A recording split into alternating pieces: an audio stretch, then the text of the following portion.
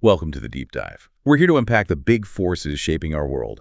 And today we're really diving into technology and social media. It's such a whirlwind, and its impact is just, well, everywhere, across the globe. You listening in, you're navigating this shifting landscape every day. We know that. So we're hoping to bring a bit of clarity. We've really gone through a lot of material research on tech adoption, the rise of platforms like, TikTok and Instagram, AI's growing role, and these really critical questions around internet freedom and digital ethics. Our mission here is to pull out the most important insights, maybe some surprising facts, the big themes, basically give you a solid perspective without drowning you in detail. Exactly. We want to help connect those dots for you, provide that context, and maybe a deeper grasp of these pretty complex issues. Okay, so let's kick off with what really feels like a foundational shift. I mean, it wasn't that long ago, was it, that tech was mostly just for basic communication? Right. Now it's this huge force shaping public policy, even political debates worldwide. And what's really striking, I think, is how the control of information has flipped. Traditionally, it was governments, established media, they were the gatekeepers. Now you've got these massive tech giants and even just individuals, with an online presence wielding significant influence. Think about it. Before the internet, getting information was way more limited, right? Yeah. Came through filtered channels. Absolutely. And boom, the World Wide Web. Suddenly, information floods right into our homes. It's almost hard to imagine life before that immediate access now. Precisely. And that accessibility, it just fueled this explosion of new online industries. And we saw this democratization of video content creation, too. Like suddenly, cameras got cheaper, editing software was user-friendly, internet access was widespread. And it empowered basically anyone to become a media producer. It really did level the playing field, didn't it? Yeah. Those big networks, they suddenly had all this competition. Media power isn't just in a few hands anymore. It's spread out. Yeah. Much wider group of creators. Right. Okay, so let's get into the social media revolution itself.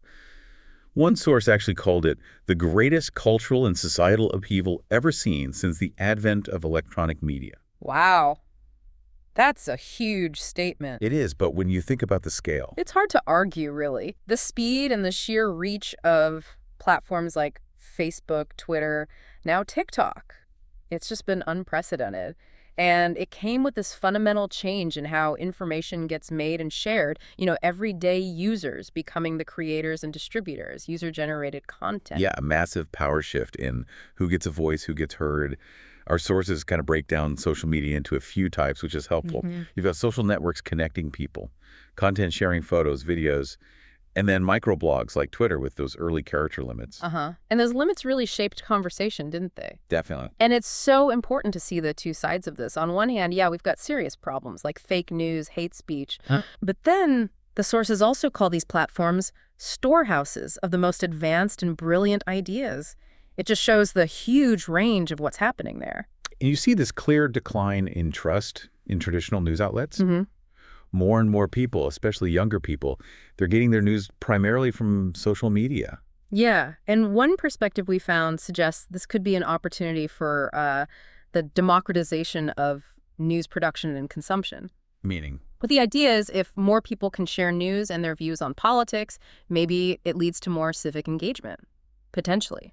But it's not all sunshine and roses, is it? There's tons of research looking at the real-world effects. Right. Studies pointing to more social connection, but also studies warning about, feeling more disconnected despite being constantly online. It's complicated. Which brings us to a really tough aspect, cyberbullying. Yeah, unfortunately, the rise of social media has definitely seen a parallel rise in cyberbullying, especially among kids. For a lot of young people now, their social status is really tied up with their online life. And it's easier to bully online, isn't it? It happens on a screen. Adults might not see it. Kids have phones, constant access. It's tough for parents to keep track of everything. And the impact on the victims, it can be just devastating. Emotionally, psychologically, they often feel helpless, trapped because social media is everywhere in their lives. It's hard to escape. And it's not just kids, which is really worrying. No. Our sources point out it extends to adults' workplaces, schools, and often it goes unreported because adults worry about professional fallout. Exactly. Plus, adults who didn't grow up immersed in this tech might feel less sure about how to handle it. Right. So huge benefits, but also these really significant challenges like cyberbullying across the board. Definitely. Okay, maybe we can shift gears a bit. Look at the key players, the markets driving all this tech. Sure. I mean, a lot of it is driven by us. Right. Consumer demand for all the hardware, software, services, content. B2C demand. And you see this pattern of big companies snapping up smaller, innovative startups. Market consolidation. Yeah, building comprehensive solutions. And it's interesting to look at specific sectors. Like back in 2015, the software for business processes, CRM, data mining, that kind of stuff held a huge chunk of the market, almost 60%. Wow. And looking forward, the projections for things like digital currency are just staggering. We're talking growth from like 0.7 trillion in 2017 to a projected 5 trillion by 2024. 5 trillion. That signals massive belief in its future. Huge. And logically, with cyber attacks being a constant threat. Yeah, security software's got a boom too. Exactly. Big jumps projected there as well, Yeah. both for web servers and private networks. People need to protect their stuff. Makes sense. It's a constant battle. And we're seeing this integration happening too, right? Computer and mobile IT absorbing more and more digital services, Right. digital weather, app development, cloud data. Plus new kinds of digital advertising like outside the home and this whole internet for things. Market starting to really take shape. Home hubs, connected cars. Everything getting connected. It really feels like it. Okay, let's zoom in on one specific platform that just exploded onto the scene. TikTok. Right. Launched internationally 2017, hit 1 billion users by late 2021. That's incredibly fast growth. And what makes it really interesting or maybe concerning to some is its algorithm. It serves up this stream of short videos based on, well, a mix of things, what you like, who you know, your demographics, what you've watched before. It's that discovery-driven content idea, which is different from, say, Facebook or Twitter, where you mostly follow specific people or pages. Exactly. It surfaces things you might not have looked for. Which has definitely rung alarm bells, especially in the U.S. government. Concerns about data from U.S. users, potential Chinese government access? Yeah, that's a major point of contention. Even though specific countermeasures aren't, fully verified or decided, it's getting a lot of attention. And researchers are digging into this now, asking how TikTok's news discovery actually compares to other platforms. Right. Are different groups seeing different kinds of information? Is misinformation spreading differently there? There's work being done comparing articles on Instagram and TikTok APIs to figure that out. It seems like a lot of the early talk about TikTok was maybe more speculative. Yeah, less based on hard research initially, but now academia is really focusing on this content discovery mechanism, trying to truly understand how TikTok works and what its social consequences are. Moving beyond the guesswork. Exactly, using data to get a clearer picture of its influence. Okay, so beyond the algorithm, what about TikTok's cultural impact? Especially with younger users. Oh, it's huge. It's become this major outlet for creativity, self-expression. For many, it's a really big part of their life. And it really took off during the pandemic lockdowns, didn't it? A source of reprieve, connection. Definitely. People were bored, isolated. TikTok offered entertainment, connection through shared interests, hobbies. It kind of blurred the lines between like cringe and cultural with these short user-made videos, often with really catchy soundtracks. It really captured that moment. While other industries struggled, TikTok just flourished. It filled a niche, maybe catered to those niche hacking and crafting cultures that didn't quite fit YouTube's longer format. And it seemed to hit a spot with maybe that 20 to 40-something group, too. And this sort of refreshing absurdity of hyper-local young influencers. Yeah, turning teen trends and crafting into like an ethos. It's quite something. And influencing food trends. Random memes dictating what people cook or eat. Totally. Suggesting places, products, even health brands. Often in this space that feels less like traditional advertising, more organic, even if it isn't always. And it stays incredibly popular with Gen Z in the U.S., despite the ownership questions and government scrutiny. Right. Which is interesting because initially health communication experts maybe weren't paying as much attention as you'd expect, given its youth appeal. That seems to be changing now. More research focus. Yes. Researchers are using more qualitative methods, really looking closely at public online activities, how young people engage with influencers, brands, social movements on the platform, getting a deeper understanding. Okay, let's pull back again. Broader challenges across social media. The pandemic seemed to amplify things. It certainly did. Intensified existing problems brought new ones, especially that fight against harmful content, misinformation. And deepfakes are mentioned as a growing worry. maybe even harder to tackle than regular misinformation. Potentially, yeah. The tech's getting scarily good at making fake video look real. And mobile devices just put social media in everyone's pocket, unlimited access. Which is a double-edged sword, right? Huge opportunities, but also significant risks. Our sources highlight some key differences from older communication methods, like information spreads super efficiently. It's easy for anyone to create and share content, use multimedia, and the social structures are flexible, crossing community lines. But the potential downside is less face-to-face time, maybe neglecting older relationships while forming new online ones. Yeah, those early concerns from social scientists about alienation, losing real skills. Exactly. It's an ongoing debate. Okay, let's switch focus to Instagram. Started as photo sharing, but really changed with stories, right? Oh, yeah. Stories in 2016 was a game changer for engagement, just like we saw on other platforms adapting similar features. And it became huge for businesses, brands trying to connect with audiences. Definitely. And this idea that everything can become a story on Instagram, it really shapes how people document their lives, how they construct and share narratives, visual. Sharing achievements, relatable moments. Exactly. And users have a lot of control over that portrayal. Ideal bodies, personal journeys, influencer lifestyles. It's all curated. It is very curated. Oh, yeah. Let's talk more about that visual storytelling and the whole influencer culture on Instagram. We've definitely seen the power of the visual really grow. Sometimes a striking image or a clear infographic hits harder than a video. Presentation matters. And the type of storytelling changed too. Less about dramatization, more about the social side, personal experience, fitting the platform. Yeah, adapting to what works. Like maybe Facebook prioritizes news sharing, while Instagram is more about that personal lens. You see this boom in aesthetics, sometimes funny posts, especially from younger users on mobile. And there's a craft to it. Our sources mention traditional aesthetic techniques, but also the potential for AI in analyzing visual data for marketing. Interesting. Now that influencer culture, it's complicated. Very. We see research showing influencers posting perfect bodies can negatively impact self-image, drive spending on beauty products. But then you have the counter trend, body normalizing influencers. And studies suggest their content can actually boost self-esteem and reduce that spending. So it's not monolithic. Not at all. And the whole influencer scene has evolved so much. More skepticism now, concerns about power imbalances, ethics, algorithms changing who sees what, like TikTok's For You page shaking things up. Feels like market saturation too, maybe. Influencer capitalism leading to audience backlash. Definitely seeing signs of that. Plus, more visible harms, scams, misinformation, like anti-vaccine content, even fraud. But some activists are using the format for critique too. Yeah, using both the spectacle and the intimacy of the format for cultural commentary. And you see anti-influencer stuff popping up in memes, books, comments sections. Still, that connectivity fosters communities around shared interests. True. But privacy concerns about data mining are also driving things like ad blocker use and people seeking out platforms that feel maybe slower, more focused on actual interaction. And users are savvy, right? Yep. Making memes, critiquing the algorithms, aware of different online subcultures, and these common narratives about the user experience feeling overwhelmed, engagement spikes, content disappearing. Yeah, there's a growing awareness of the mechanics behind the feeds. Okay, let's shift to a really crucial topic. Mental health. Yeah, this is a big one. The debate about technology's negative effects on mental well-being is widespread.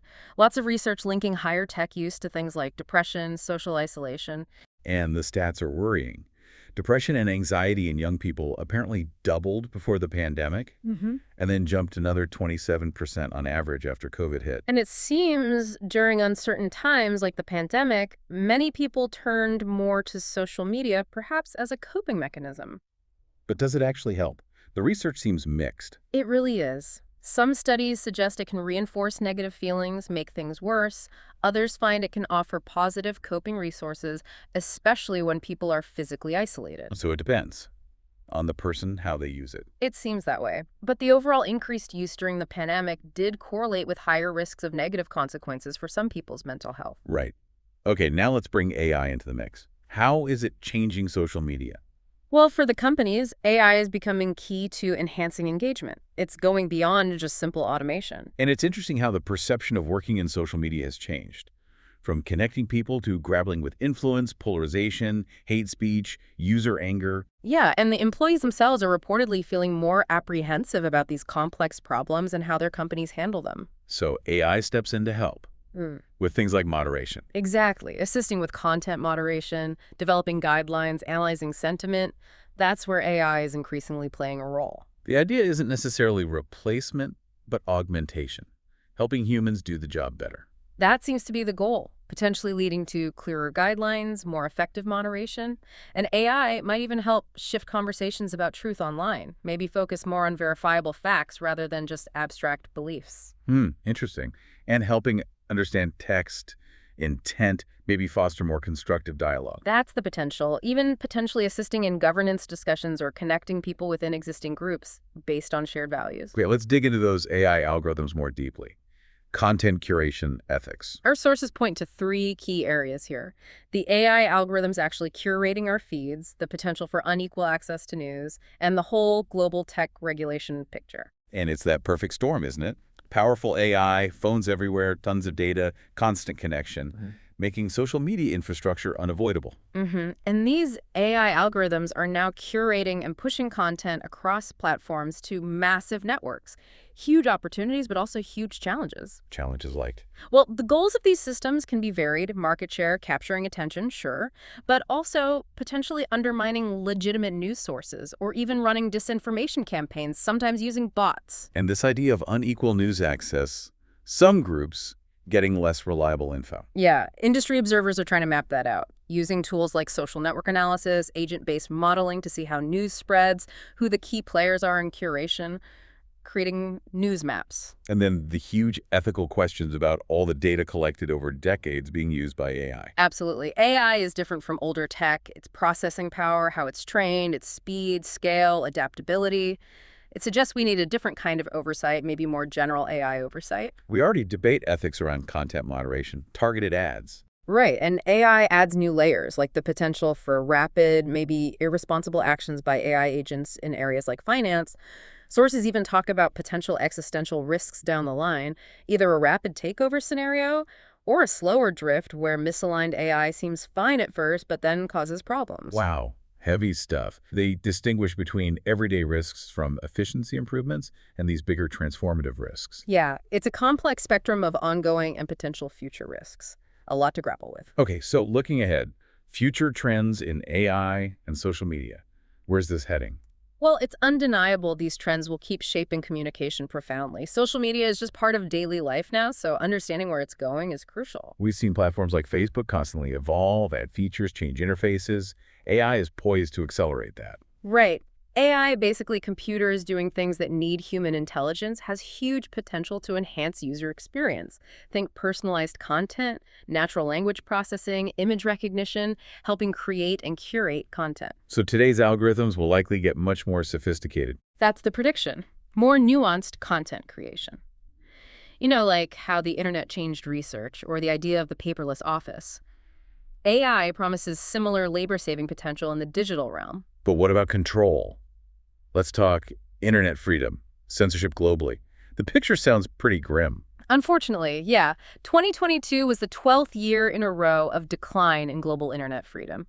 More restrictions, more shutdowns, more laws controlling online speech. More government monitoring, people facing criminal charges for online expression. Exactly. Journalists, content creators facing threats over alleged false information or violating platform rules. And content moderation, while happening, doesn't seem to be solving the big problems like hate speech or election misinformation. And it's often not transparent how automated systems affect free speech. Correct. Press freedom indexes aren't looking great either, with internet-based freedom declining. Even accessing basic information is getting harder. Freedom of information requests mishandle strict defamation laws. Yeah, and we see examples like in China where social media is used for discussion, but expressions of public feeling can trigger censorship responses. Plus the rise of online vernaculars, comment bots muddying the waters. And TikTok specifically mentioned as facing a serious censorship crisis related to ongoing conflicts. It really paints a worrying picture for online freedom globally. Let's explore that more with global perspectives. Well, after some early optimism around things like net neutrality discussions, the reality in many parts of the world has been more control. Website blocking, data retention laws, throttling speeds, content rules, VPN restrictions. So hopes for greater freedom in some developing regions haven't really panned out. Not consistently, no. Post-2013, ICT freedom seems to have deteriorated rapidly in many underdeveloped areas. There are these checklists to assess internet freedom, but tracking hidden or networked enforcement is really tough for regulators. And the evidence on whether a more locked-down internet actually produces positive effects seems unclear. Exactly. It's not clear-cut. Which brings us back to ethics in the digital space. Privacy, misinformation, regulation. Privacy is a huge one. Tech companies gather so much data, build these incredibly detailed profiles. Yeah, and reports suggest even small research groups might be able to pull private info from platforms. And because online content is so easy to copy and share, oversight is incredibly difficult. We're also seeing moves to reduce individual control censoring input, modifying website content, which raises these broader questions about influence. Some regions, like Europe, are trying to regulate, requiring platforms to report on removing offensive content daily. Yes, but sometimes the decision-making behind these rules isn't transparent, and using AI classifiers for censorship brings its own concerns about bias in those systems. We need to be clear on terms, too. Misinformation versus disinformation. Right. Misinformation is just false, regardless of intent. Disinformation is intentionally deceptive fake news coordinated campaigns. And the information environment around an issue, like climate change, can massively shape how people perceive it. Absolutely. Now, regulation of tech. It's mostly been reactive since the early web days, hasn't it? Seems like it.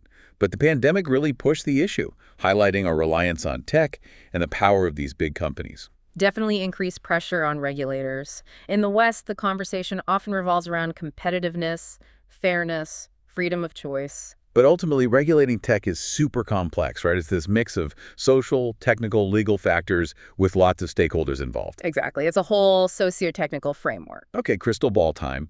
What might social media look like around, say, 2030? Our sources offer some predictions, often invoking Moore's law for accelerated development. One idea is social media becomes ubiquitous, inevitable, almost invisible, just part of the fabric of life. Algorithms getting closer to true AI, making transparency even harder. That's a prediction. Augmented reality becoming commonplace, like a societal extension.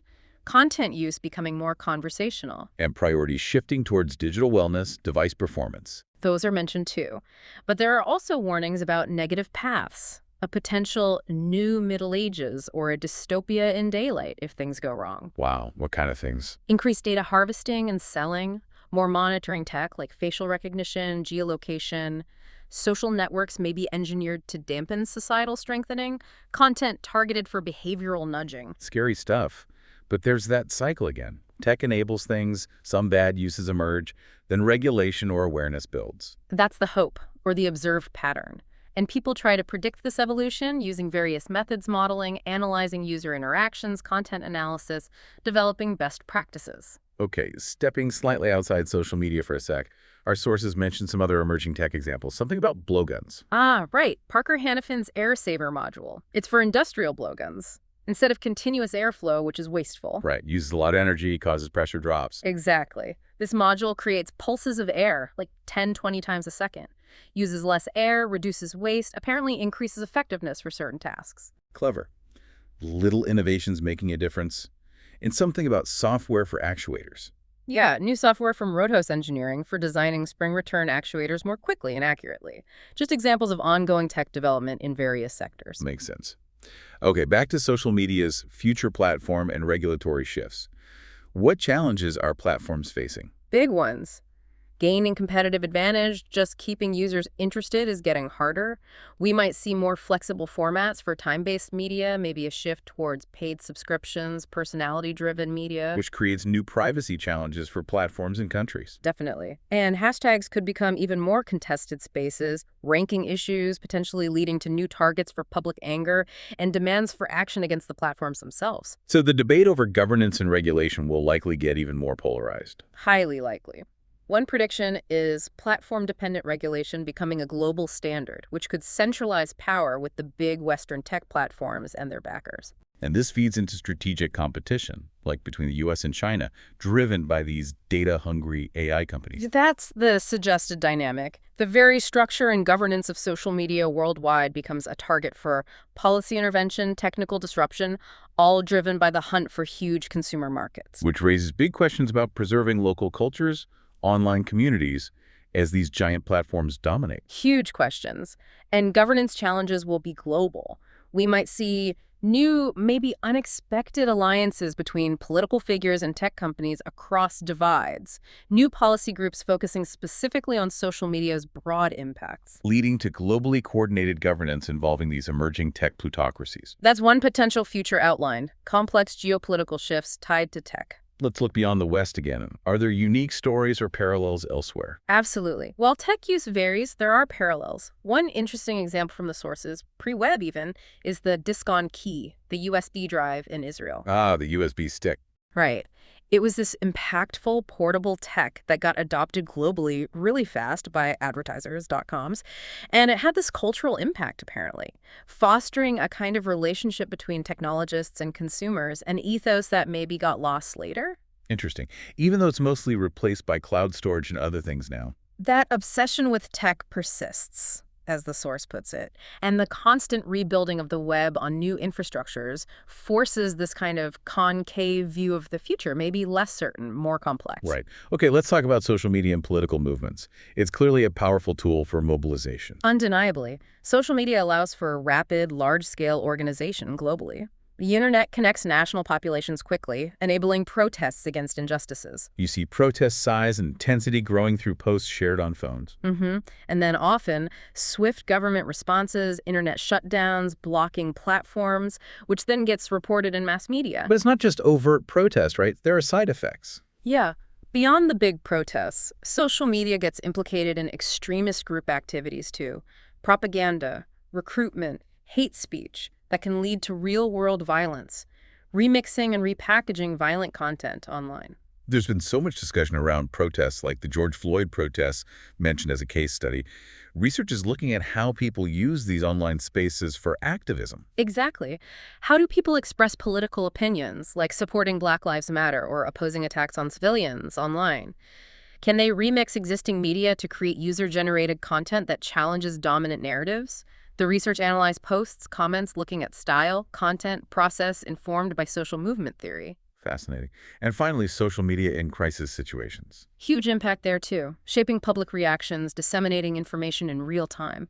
Think about recent earthquakes, the aftermath, instantly recorded, broadcast worldwide. These new tools for real-time narration are changing news consumption and how news outlets even source information. And public information officers, public affairs offices, they're increasingly using social media during crises. Our sources mention a report looking at exactly that. What tools are used, who uses them, what info is shared, how it changes across different crises. Yeah, and it includes practical things like assessment grids for communication managers, plus key lessons learned from past crises. Like aligning messages with the audience, being credible, consistent information, integrating everything. Exactly, summarizing tools and methods to help crisis communicators evaluate their resources. Okay, so wrapping this all up, it's incredibly clear just how profoundly technology and social media are reshaping communication, society, politics, everywhere. Absolutely. We've touched on so many themes. The democratization of information alongside new types of control, the sheer speed of change, the constant interplay of benefits and harms connectivity versus cyberbullying, expression versus misinformation. The growing role of AI, the ongoing struggles with regulation, ethics in this global digital world. It's all incredibly dynamic, constantly evolving, and future trends promise even more transformation. Understanding the tech itself remains crucial. Well, thank you for joining us on this deep dive. We really hope it's given you, our listeners, some valuable insights and maybe a clearer map of the key dynamics at play here. We hope so too. And to leave you with something to think about. As AI gets even better at curating what you see online, and it remains challenging to sort truth from fiction, what responsibility do you feel you have personally to actively seek out different perspectives and verify the information you encounter? Something to consider. We encourage you to keep exploring these topics and think about what they mean for your life and for all of us. Yeah.